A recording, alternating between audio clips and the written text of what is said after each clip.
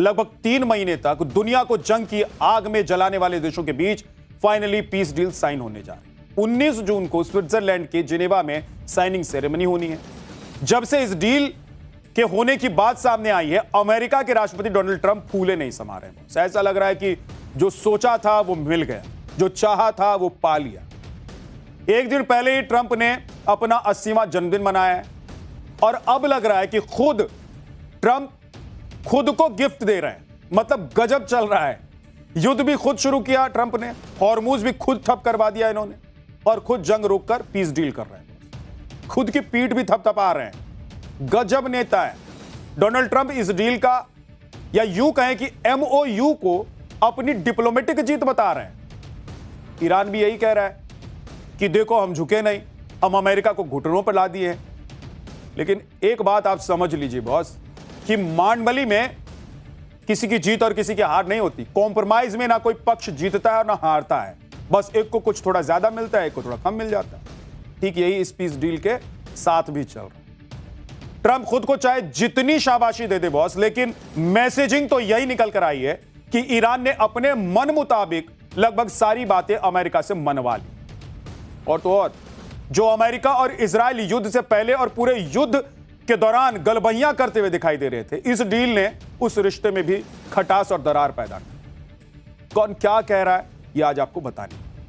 ये भी बताऊंगा कि 108 दिनों के लंबे संघर्ष, तमाम बार हां ना के बाद ईरान के तबाही झेलने और ट्रंप के उलटने पलटने के बाद निकली ये पीस डील कैसे एक पतले धागे से बंधी हुई है, जो कभी भी किसी भी मोड़ पर टूट सकता है।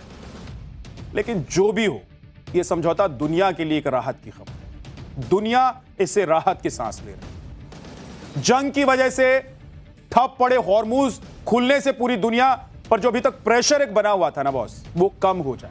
और यही वजह है कि विश्व के तमाम बड़े नेताओं ने इसका हाथ खोलकर स्वागत किया है। पीएम मोदी ने भी इस डील का स्वागत किया है।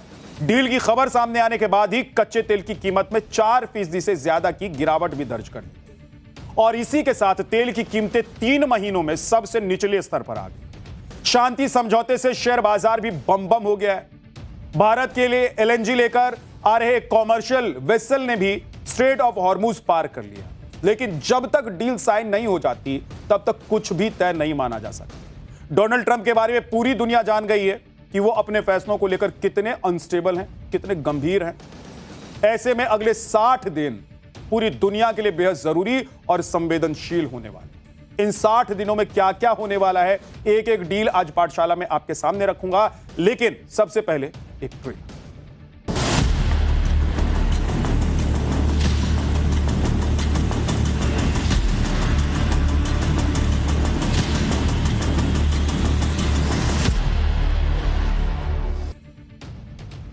मैं आपको बार बार कह रहा हूं बॉस कि ये जो डील है ना अभी अधर्म है, और क्यों कह रहा हूं ये आपको आगे बताऊंगा। लेकिन पहले आपको वो 14 पॉइंट्स बता देता हूं जो इस पीस डील के आधार माने जा रहे हैं, यानी कि जिस आधार पर ये डील होने जा रही है। हालांकि ये 14 पॉइंट्स ईरान की तरफ से बताए गए हैं और अमेरिका ने इन पर अभी कोई जवाब नहीं दिया है। लेकिन अगर ईरान इतना खुल्लम खुल्ला डील की बातें दुनिया को बता रहा है तो इसमें सच्चाई तो जरूर है।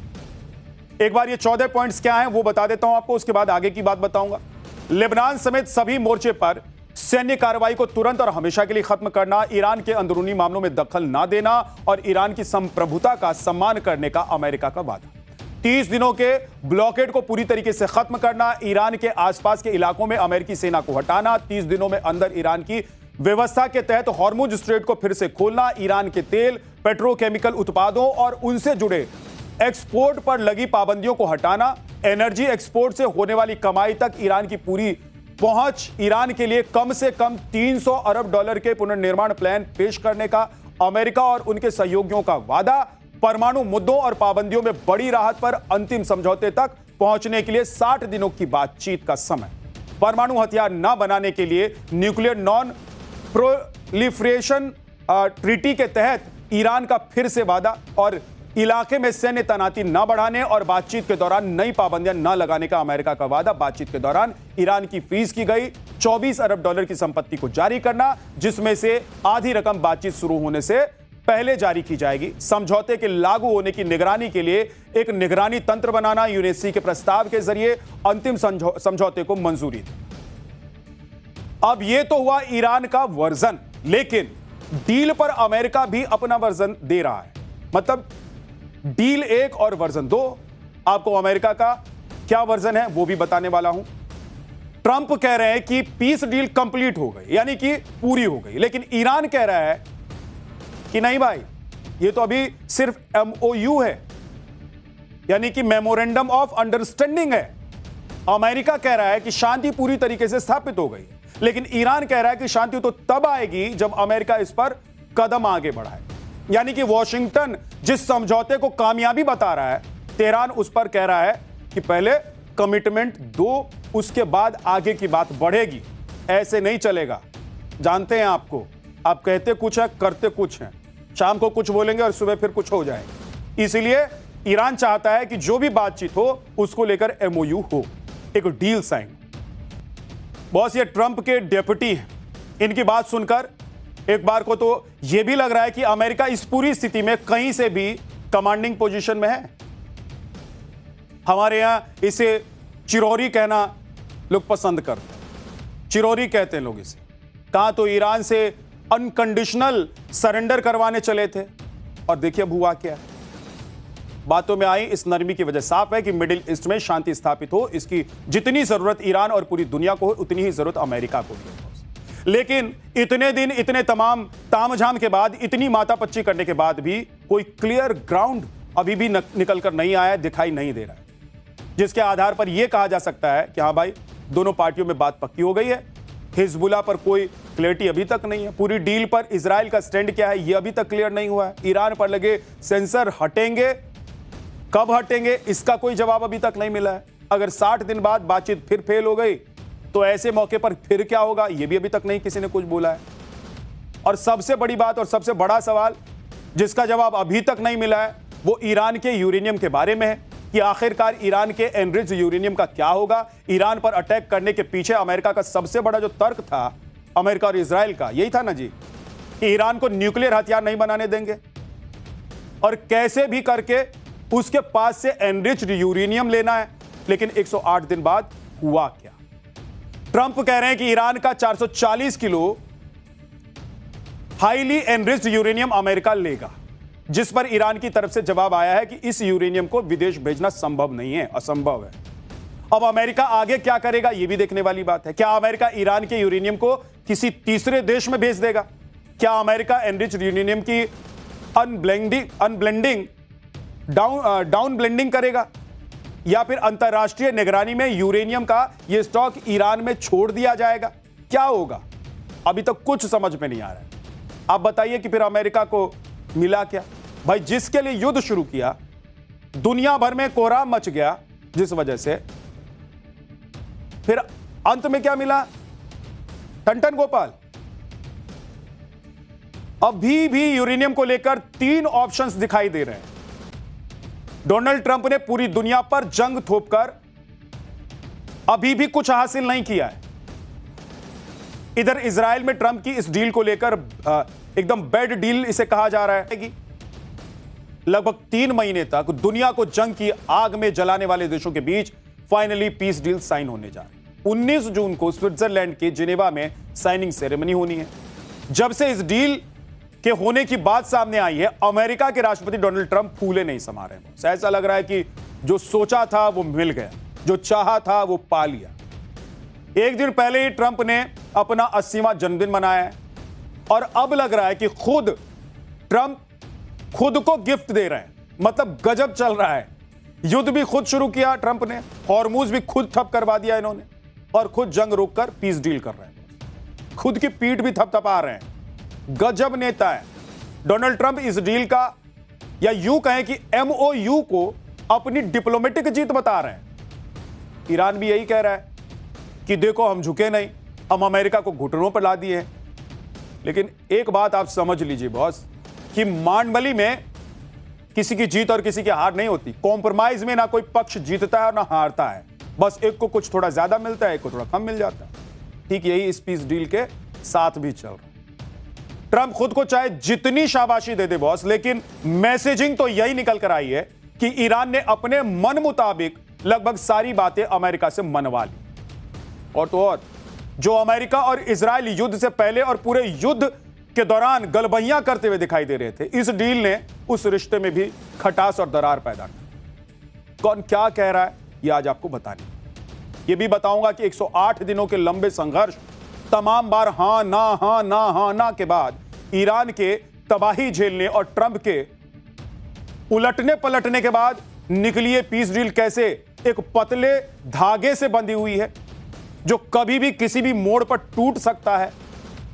लेकिन जो भी हो, यह समझौता दुनिया के लिए एक राहत की खबर। दुनिया इससे राहत की सांस ले रही है। जंग की वजह से ठप पड़े हॉर्मूज खुलने से पूरी दुनिया पर जो अभी तक प्रेशर एक बना हुआ था ना बॉस, वो कम हो जाए। और यही वजह है कि विश्व के तमाम बड़े नेताओं ने इसका हाथ खोलकर स्वागत किया है। पीएम मोदी ने भी इस डील का स्वागत किया है। डील की खबर सामने आने के बाद ही कच्चे तेल की कीमत में 4% से ज्यादा की गिरावट भी दर्ज कर ली और इसी के साथ तेल की कीमतें 3 महीनों में सबसे निचले स्तर पर आ गई। शांति समझौते से शेयर बाजार भी बम हो गया है। भारत के लिए एलएनजी लेकर आ रहे कॉमर्शियल वेसल ने भी स्ट्रेट ऑफ हॉर्मूज पार कर लिया। लेकिन जब तक डील साइन नहीं हो जाती तब तक कुछ भी तय नहीं माना जा सकता। डोनाल्ड ट्रंप के बारे में पूरी दुनिया जान गई है कि वो अपने फैसलों को लेकर कितने अनस्टेबल हैं, कितने गंभीर हैं। ऐसे में अगले 60 दिन पूरी दुनिया के लिए बेहद जरूरी और संवेदनशील होने वाले। इन 60 दिनों में क्या क्या होने वाला है, एक एक डील आज पाठशाला में आपके सामने रखूंगा। लेकिन सबसे पहले एक ट्वीट।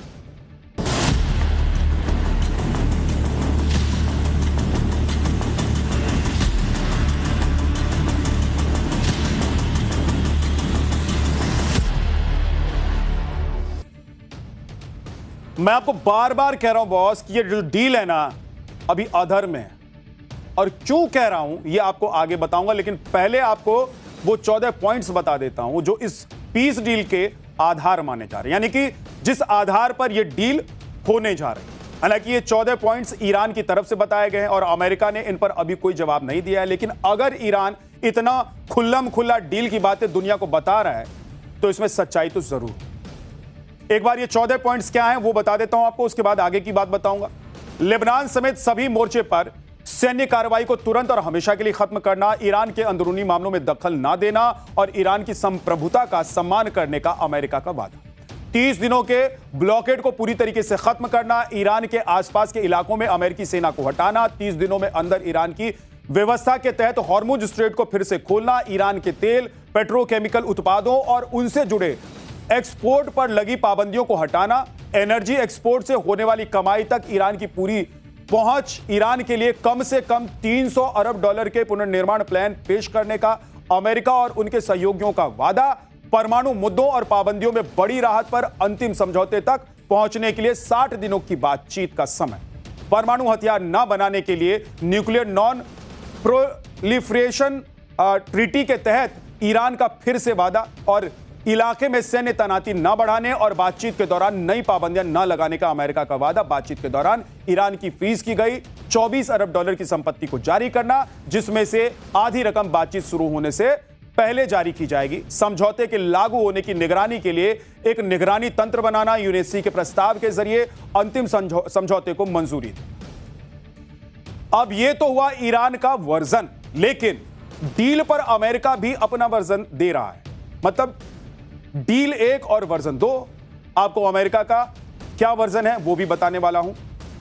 ट्रंप कह रहे हैं कि पीस डील कंप्लीट हो गई, यानी कि पूरी हो गई, लेकिन ईरान कह रहा है कि नहीं भाई, ये तो अभी सिर्फ MOU है, यानी कि मेमोरेंडम ऑफ अंडरस्टैंडिंग है। अमेरिका कह रहा है कि शांति पूरी तरीके से स्थापित हो गई, लेकिन ईरान कह रहा है कि शांति तो तब आएगी जब अमेरिका इस पर कदम आगे बढ़ाए। यानी कि वॉशिंगटन जिस समझौते को कामयाबी बता रहा है, तेहरान उस पर कह रहा है कि पहले कमिटमेंट दो, उसके बाद आगे की बात बढ़ेगी। ऐसे नहीं चलेगा, जानते हैं आपको, आप कहते कुछ है करते कुछ हैं, शाम को कुछ बोलेंगे और सुबह फिर कुछ हो जाएगा। इसलिए ईरान चाहता है कि जो भी बातचीत हो उसको लेकर MOU हो, एक डील साइन। बॉस ये ट्रंप के डेप्यूटी हैं, इनकी बात सुनकर एक बार को तो यह भी लग रहा है कि अमेरिका इस पूरी स्थिति में कहीं से भी कमांडिंग पोजीशन में है। हमारे यहां इसे चिरौरी कहना लोग पसंद करते हैं, चिरौरी कहते हैं लोग इसे। कहां तो ईरान से अनकंडीशनल सरेंडर करवाने चले थे और देखिए अब हुआ क्या।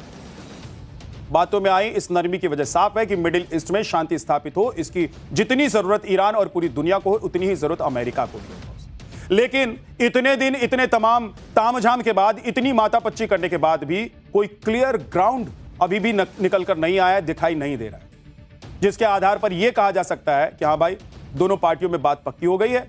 हिजबुल्लाह पर कोई क्लियरिटी अभी तक नहीं है। पूरी डील पर इजराइल का स्टैंड क्या है यह अभी तक क्लियर नहीं हुआ है। ईरान पर लगे सेंसर हटेंगे, कब हटेंगे इसका कोई जवाब अभी तक नहीं मिला है। अगर 60 दिन बाद बातचीत फिर फेल हो गई तो ऐसे मौके पर फिर क्या होगा यह भी अभी तक नहीं किसी ने कुछ बोला है।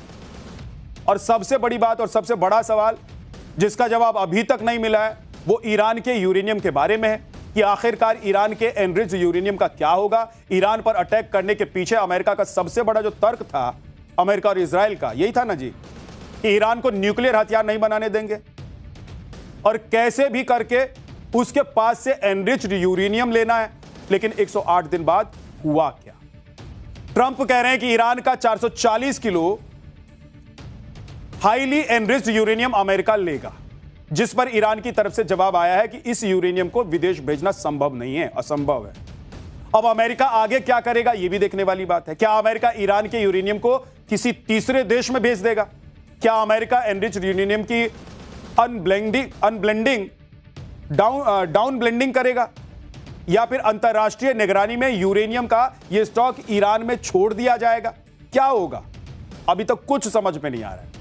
आप बताइए कि फिर अमेरिका को मिला क्या? भाई जिसके लिए युद्ध शुरू किया, दुनिया भर में कोहराम मच गया जिस वजह से, फिर अंत में क्या मिला? टन गोपाल। अभी भी यूरेनियम को लेकर 3 ऑप्शंस दिखाई दे रहे हैं। डोनाल्ड ट्रंप ने पूरी दुनिया पर जंग थोपकर अभी भी कुछ हासिल नहीं किया है। इधर इजराइल में ट्रंप की इस डील को लेकर एकदम बैड डील इसे कहा जा रहा है।